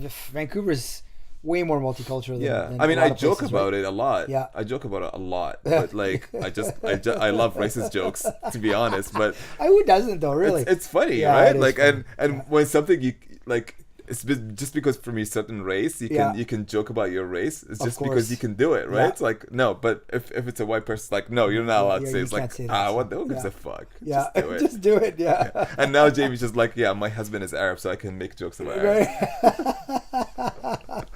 I love that. Yeah. Yeah. Well, that was interesting. I always wondered, like, when you come from places that are, I mean, it's a focus of national news for a lot. You know what I mean? There's so much in the media. Yeah. You know, yeah, but- I get asked questions and stuff, but I never, course. like, few things happened. Like one, I think I used to work at my friend he still owns a bar on Granville. Yeah. And I used to work at the door when I first came here, and I get people's like, oh, where are you from? It's like, kind of like, where's your accent from, kind of thing. Just like, I get that a lot. I hate it. And I'm like, oh, I'm from Iraq. He's like, oh, Iran? I'm like, no, Iraq. He's like, oh, Iraq. I'm like, yeah, Iraq. He's like, oh, but your English is good. I'm like, yeah. Yeah. It's like, we're educated people. We, you know, like. What do you think? and We just shoot besides, guns it's and- like, and yeah, it's the Yeah. 2000, like it's Yeah, 21st century. Like Yeah. everybody speaks English, almost everybody. Yeah. Yeah, it was like, But that's I think that's a Canadian bubble, right? Like, you know. but you talk know about what? Like entitlement. Yeah, but the Canadians have like they're again, it's just because it's multicultural, just a little bit more open. Yeah. Right? Like just a little bit more. Like I went to, like, we had discussions, Jamie and I, and like with friends and stuff, like talking about the different races. What's the difference between like Arabs and Persians, or like Iranians, and we're two different races. We're Right. not the same. Like so what's the difference between Middle Easterns and like, yeah, the Middle East is a region. Yeah. We're not a race. Right. Like, we're different races. Like there are a few Yeah. races in there. I got it. Yeah. Okay. So we're Arabs, they're Persians, Yeah. and then I don't know what the Pakistani, because I think Pakistan is part of the Middle East. I don't know what their race is. I have no Right. idea. But like, we're different races. Yeah. We're not like, yeah, we're Middle Easterns because of the region. Yeah. But we're not the same race, Got it. right? Yeah. So like people don't know that, Yeah. right? Like they have no idea. They haven't, like, they don't know what language we speak. They, like, a lot of people still think that I speak Persian. Yeah. Yes, I mean, stuff like that. But in the States, like, I remember back to MSN days, I was chatting with, I think it was like a public room or something. I don't remember what it was. So there was this doctor. I'm talking to this female doctor, and we're chatting. We're just random. I think I think it was politics room or something. She's like, oh, where are you from? I'm like, I'm from Iraq. He's like, oh my God, you're from Iraq. It's like, is it true that you guys still like have camels? I'm like, yeah. Like, oh no. Is it true that you have like every Iraqi house has an oil well at the backyard? Yeah. I'm like, yeah, and we have camels, and actually, like, I fill my camel with that well directly. She's like, oh wow, I'm like, Oh my God. you guys are, and I'm talking like maybe 2001, 2002. That's like it wasn't a awesome. long time ago, right? Yeah. That there was internet, and Yeah. like you can Google it, like Yeah. you can Google what Iraq looks like, right? Like. Yeah. No, we had cars. We have newer cars than here, right? Yeah. Like, it's like, Yeah. come on, guys. Oh, like, there's wealthy people there too, yeah, right? It was like, yeah. there's- We had cars. Yeah. Everybody had like brand new cars, and like we had like our house is like eight rooms, and Yeah. like yeah. Yeah.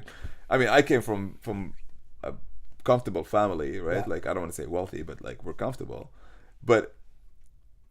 It's like when someone's like, "Oh, do you have a oil well?" But like, yeah, we have an oil well. Like everybody, Oh, I like love yeah, it. Yeah. everybody in the neighborhood has and one I ship oil gold well. bricks. Yeah, I should gold bricks. Yeah. So, but the ignorance, like that's what I noticed. The ignorance in the States is way more than. Yeah, it's prevalent, right? It's way more Yeah. than here. Yeah, I could see that. I always just wonder about that because I've never had it like I've never had that in my, or maybe I have and I just haven't been aware of it, right? You know what I mean? So Yeah, I think after a while you just kind of ignore it. Yeah, yeah. right. But again, like with or maybe yourself, become desensitized, maybe, who knows? maybe, Right? yeah. You know? I mean, with yourself, you don't. First of all, like you don't have an accent. You don't Yeah. look it. You don't like right. Like, and besides, like I don't dance salsa at the bus stop or whatever. Yeah. It's like, yeah, exactly. I'm not eating tacos. or Eating burritos tacos all the time. Yeah. But it's like there's subtle things that like I don't know. For example, like when I sit and like friends, like my friends here, like I don't really know the same jokes, for example. Yeah. Right? Like they're sitting there talking about like old shows or old places or like I'm like, yeah, but I'm not from here. So like, okay, if that's funny, like ha ha ha, whatever, guys, yeah. right? But like at the beginning it used to bug me. It's like cuz it's hard to make friends if you don't have anything in common. Of course. Kind of thing. Yeah. It used to bug me in the beginning, but like now you just get over it. Yeah. Yeah, you just get over it. But yeah, I think that's Yeah, I think that's nature, though, right? Like you said, yeah. I think you find that. I think you saying that. I think, like we said, we want to be included. We just want to be the same, yeah. right? But that's the beauty about being who we are. Yeah. Is that we're not the same, right? No, we're not. And we don't think the same. Exactly. We don't think the same. We don't have the same ideologies. We don't have the same like thoughts. We don't have the same like family stuff. That's the beauty about it, right? But that's a nice thing. Again, that's a nice thing about Canada. Or I'm talking Vancouver and like Canada in general, Vancouver especially. It's so multicultural that like you have all the mixed cultures. Like I mean, there are more dominant cultures here than the others, but like you get all that mixed. Like like when I started like talking about this podcast, I wouldn't know that you're first generation immigrant, and you're not the first one that surprised me. I have so many people. It's like, oh yeah, I was like, what are you talking about? Yeah, I'm from Romania. I'm like, what? Yeah, What is like? You don't even have an accent. Yeah, like, and I thought I was blended in. It's like, no, you guys like really did well. Oh, we got that at a young age, right? Yeah, younger, right? Yeah, of course. Yeah. Well, that was awesome. Man. Yeah, that's great. Thanks for coming. That's a good segment. Yeah, that's great. So what am I back for 100 or what? What's you gonna do a wrap up? I don't know. I might. So what's gonna happen? So at the beginning, I want to do with like first generation immigrants again, and later on, I want it to be a little bit more. I don't know. I might. Like we might have another one talk about just booze and whatever, like or boxing and because. Yeah, you've done boxing for a little bit. I've done a little bit. Yeah, are you gonna do aprons this year? I want to try. I don't know if my wife will let me. Last year, I still, Did you end up having a fight or you didn't? No, remember that guy that we got paired up for the alternates never showed up. Yeah, So that's what you and I squared off. Remember? Oh yeah. Squared off with that. You stood in. You Yeah, stood when in, people were you stood like, in front "Are of you the guys fighting like, this guy?" That guy's. My buddies were like, that guy looks really in shape. I'm like, yo, Meego is in shape, but he's in trouble. And I tell him he's in trouble. Start laughing. Oh yeah, no, I really appreciate it, Meego, man. It's so much fun. Oh, that was awesome, man. I Thanks for coming. hope I get brought back for podcast 100. And then we Podcast can, 100. we do that. I'll write it down. Right on, my Thanks, man. buddy. Love it, brother. Yeah, thank you for the Hey. bottle of wine. That's Chilean culture. You never come empty-handed into a house. Right? Yeah, You gotta for sure. bring it in, We so- have the same. Do you? Yeah. It's funny. We have something else in our culture. Like, so I would come to your house and like, if we're really close, and I would have like, I don't know, sweets in a plate, right? Yeah. So you're gonna have to return the plate to me, right? Okay. Right, it's my plate, Yeah. right? So but we never return the plate empty. Empty, you yeah. have to fill it with something and That's return it. it. Yeah, that's good. Yeah. I like that. That's so what's really good. what is this wine? So that's a French Shiraz. Yeah. So I couldn't find anything Chilean in my cabinet, so I was like, I'm gonna bring this French one. So That's awesome. I like the bottle. I don't know. It's red. I know it's a red. It's supposed to be good. So Awesome. enjoy it. Maybe you and Jamie can have it. And Thanks. on a date night or whatever else. Yeah, thank you. And if number 2 comes on, you can thank me. No, number 2. No, number 2. No, All number right, 2. Still early. Oh, man.